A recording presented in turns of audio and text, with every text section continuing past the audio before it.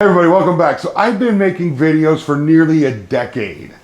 Over 700 videos. Now I think I still have like almost 600 of them posted here on YouTube. And we've done a lot of firsts on YouTube and a lot of crazy table saw jigs, sleds, all kinds of fascinating things. So what I thought it might be fun to do is go through that decade of material, get some of the craziest and most innovative sleds and jigs and fixtures I've done for the table saw, and throw them into one compilation video, and then do a little bit of a reaction video to it. So today's going to be a little different than normal. So for you newer folks who haven't seen some of that older content, this is going to be a fun one, and maybe the first time you've seen them. But I'm very proud of the fact that most of what you see in this video are going to be firsts on YouTube. In other words, it was the first time it was seen on YouTube, the first time it was done on YouTube, and we had a lot of fun with these projects over the years. I hope you enjoyed this format. Definitely let me know down in the comment section below if it's something that you enjoy and want to see more of. I've been talking to my friend Andy Klein about doing some of this kind of content and perhaps even bringing him in and doing some back and forthing with both his projects and my projects. We'd love to have your feedback and what you think about this format. I hope you enjoy, and we'll see you after the video. Hey everyone, welcome to Think Woodworks. My name is Izzy Swan. Hey everybody, welcome to Think Woodworks. My name is Izzy Swan. Hey everybody, welcome back to the shop. I'm Izzy. Hey everyone, welcome back to the shop. So today we're building two table saw sleds. Everybody, I'm Izzy, and welcome back to my little DIY dog and pony show. Let's do something fun. Everybody, welcome back to the shop. I'm Izzy. And many years. Oh yeah, this is the first time YouTube ever saw turning dowels on a table saw. This was 2013, August 2013. I believe this is the first time I ever showed this on YouTube. And I think I was the first one to do it on YouTube. I remember the comments on this. It's a good thing I have thick skin, because if the comments would have affected me, I probably would have curled up in a little ball and just faded away forever. Everybody was, "That's so dangerous." Not so dangerous. People just didn't really understand the physics of what was happening. It's a lot more common on YouTube now. You see a lot more of this kind of stuff out there, and it works really well. This was really a fun video to do. And this was back when we were still recording on the Galaxy Note 9. And most of it was like press record, pause, and then just upload to YouTube. It was silly. Yep. Yeah, I think this was the first video that we showed table saw turning on a, you could do just a straight dowel, or you could do little decorative elements on it, and then of course over the years it got wilder. This one right here was definitely recorded on the Galaxy Note 9. I was making oak handles for the original Pallet Pal. Some of you remember it, some of you won't, where we step on the thing. And I literally pulled out my cell phone and pressed play or record, and record a little bit, and then pressed pause, and then moved it. And I wanted to do this in real time.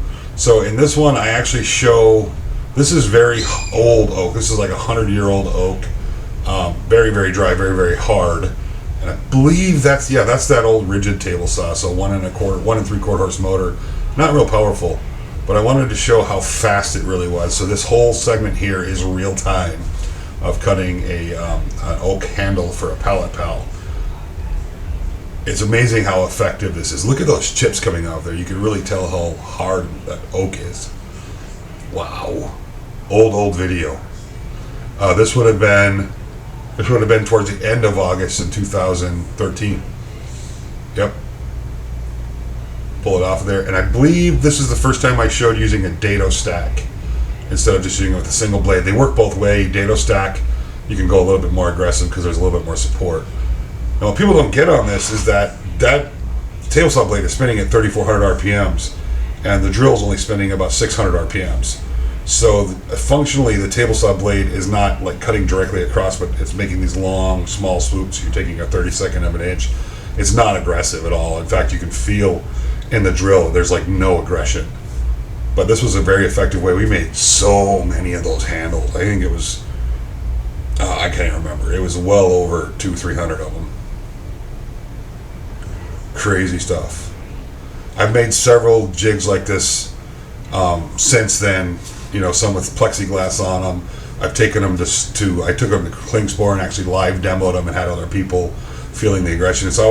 People are always surprised. Oh no! You idiot, you dated the ball blaster. This was to date the most complex jig I think I've done on YouTube. So making bowls on a table saw. And if you notice, you look down at the bottom, you can see I misspelled details.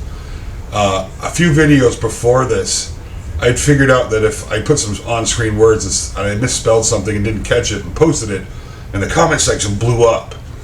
And back then it was all about engagement. So I figured if I didn't correct my spelling or worry about it, and it worked. I mean, so many people commented, "You misspelled details," and it just blew up the comment section. And I'm not too proud to worry about it, so I did it, and it worked. It actually worked really well. So this is the making bowls on the table saw jig, and then you can round them over and do decorative elements with this little offset kind of indexing pin I designed into it. And then of course you could take it over to the router table and do more decorative elements. So cutting long spirals. So you can get some really cool, this is kind of like a compass rose lathe, a very, uncomplicated one comparatively, but it got some really cool results. This was a lot of fun. And the other thing I liked about it, it was just crazy fast. So we could do all these little decorative things on it. And this one right here, I think, maybe it's not this one, maybe it's the next one. There it is. I did the cross grain spiral on it. And this was just, some scrap plywood and stuff in the shop. And this was long before CNCs and all that stuff. So this was all, done by hand and mathed out by hand, no 3D designs. And then the big question I got was, how do you hollow out the bowls? Well, the same way you turn the bowl upside down in the jig, and you slowly raise the table saw blade up into the bowl, and it hauls it out. Now that's actually a lot more aggressive than doing the rounding side. And then of course I built in a tool rest in the back, because hollowing with the table saw can be a little bit rough, depending on the way the jig is set up. So this was a built-in tool rest where you could come in and just kind of, fun fact, that right there is an old screwdriver I just rounded over and sharpened for cleaning out the inside. So I think I must have made 60 bowls on that thing, all these different little elements. So it was fun. That was a really fun project. I might rebuild that someday. That was really cool. Oh, more table saw turning. Oh yeah, this one's cool. I think I got a couple of these where, yep, I tried some different off-axis, not off-axis, but like follow patterns with just like literally just dumping some shapes over the top of one of these jigs after, turning it on the table saw to get some decorative elements in there. And this one was, it was interesting. I learned a lot on this. It was pretty cool. I'll be darned. Yep. It's passable as a table leg. Not sure I'd use it for one, but it's passable. And that was an old beat up piece of 4 by something barn we cut that out of. More table saw turning. You guys catching a pattern here? So literally done this so much over the years, just using the table saw. This was the one I really liked. I actually thought about building these into some kind of furniture project. Never did. Spirals and stuff on legs, it's kind of dated. It's not really a thing anymore, but it's still a lot of fun. The results on this were really pretty. It's just this really nice symmetrical kind of swooping pattern. And I believe I didn't show it in the video, but I think this was one pass.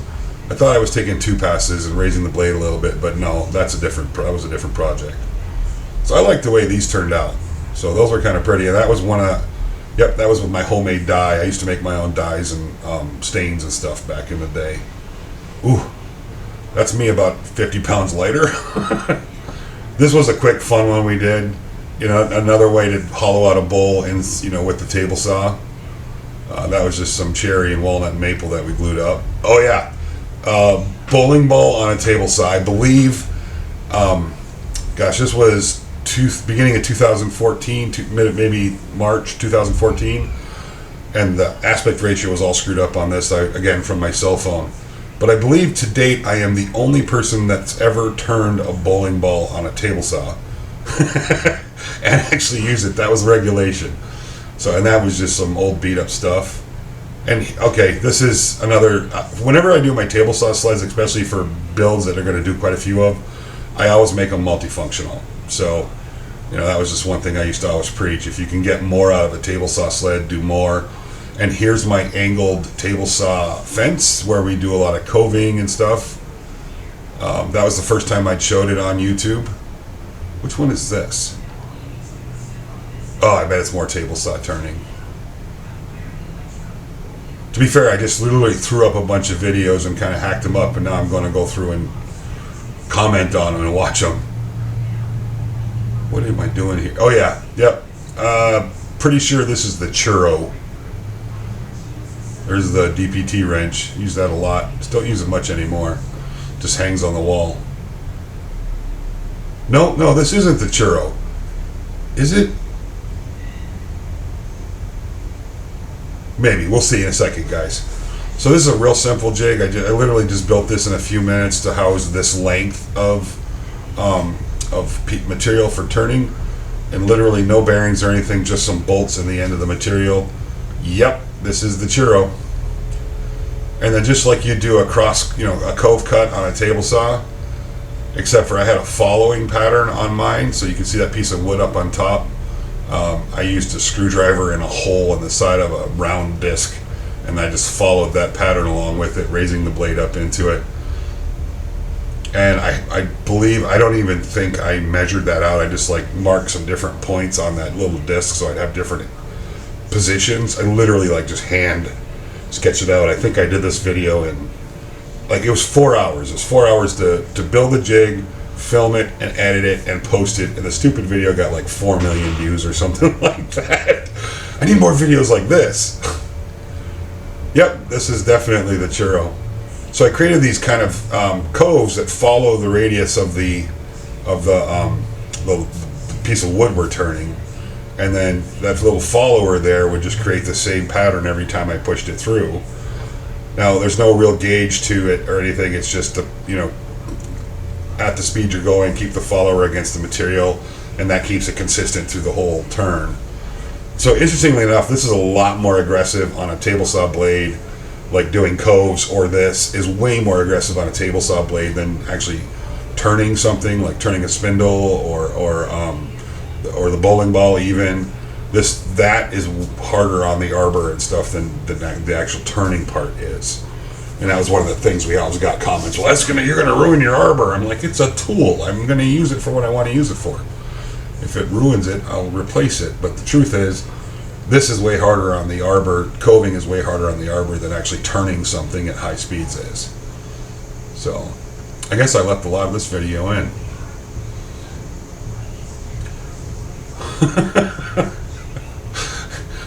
See that black thumb on my tape? Or black tape on my thumb, rather? I think this was when we were moving stuff up to the new shop. We were still down in the basement, and I managed to smash my thumb with something. I don't remember what it was, but it was a good one. I figured it was enough that I should cover it up so people don't have to look at it. That right there is a, I don't know, $150 Craftsman saw I picked up used. We had just moved. I just moved down to Greenville, South Carolina from Michigan, and I'd gotten rid of most of my equipment up in Michigan, so I didn't have to move it down here. And actually, I think I borrowed this from a friend of mine, Frank. Yep, it was. That's what it was. I borrowed this from a friend of mine, Frank.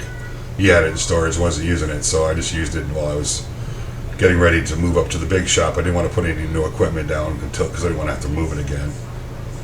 So there's the churro. A little bit of sanding. Oh my goodness. Had some really sharp points, so I planed it down. That's Tony Rulo's plane, for those of you in the know. That's a gorgeous plane.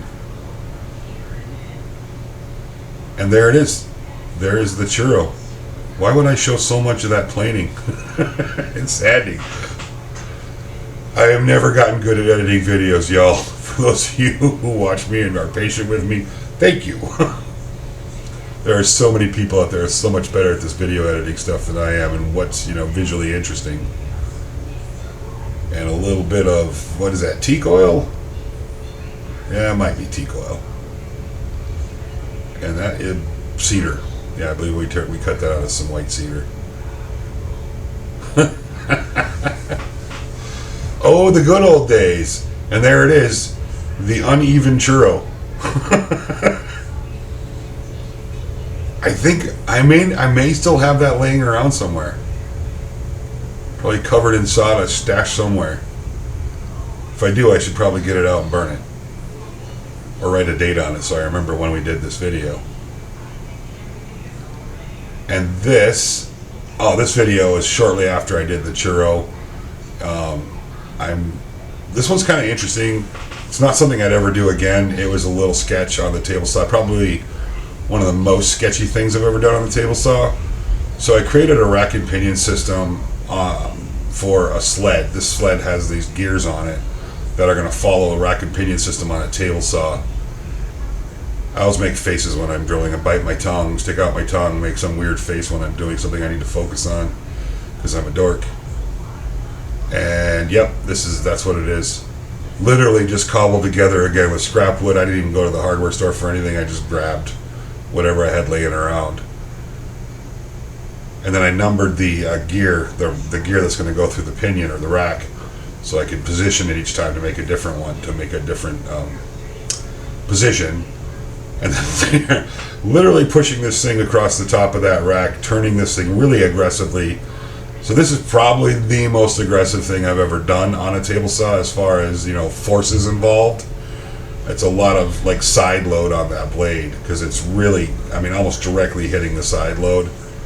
And I'm impatient, so I was raising the blade up too much at a time. You can tell by the tear out. I shouldn't have that tear out. If I was going a little slower, that wouldn't be there. And I think I caught a couple times because I had the blade up too high and it was catching a little bit. And I didn't want to slow down, so I decided to just muscle it through so I could get this video done and out of the way. Funny enough, it was sketchy, but it actually worked pretty good. There wasn't a whole lot of things I had to do after, just a light sanding, and it worked again. This is, this video wasn't for like a how-to, or it's just to more see if we can. And the results turned out pretty cool, but again, kind of dated. That spiral look would have been really great back in the 60s or 70s, not so much now. But it was a really fun project, learned a lot from it, learned that I'm never going to try to do something that aggressive on the saw again. And then, table saw sleds. So I've done a lot of different table saw sleds over the years. Oh, the green garage. I miss that color. A lot of people hated it. I love that color. To me, it's a very, creative color. It makes me want to be out there. So this is an off-axis sled. So think of it as a cove, making a cove. But in this case, it's a sled cove. Sled cove. Cove sled. So I can just take a piece of material like this, looks like red oak, and cove it from the side and get these little ridges in it. Nice camera work there, boss. And it was really cool that the way this turned out as far as just that effect, that look. This is definitely something that could fit in easily with modern furniture if it was just an accent or incorporated or detailed into something. It was a little bit of work because I was using a Diablo blade, not the best blade for this kind of work.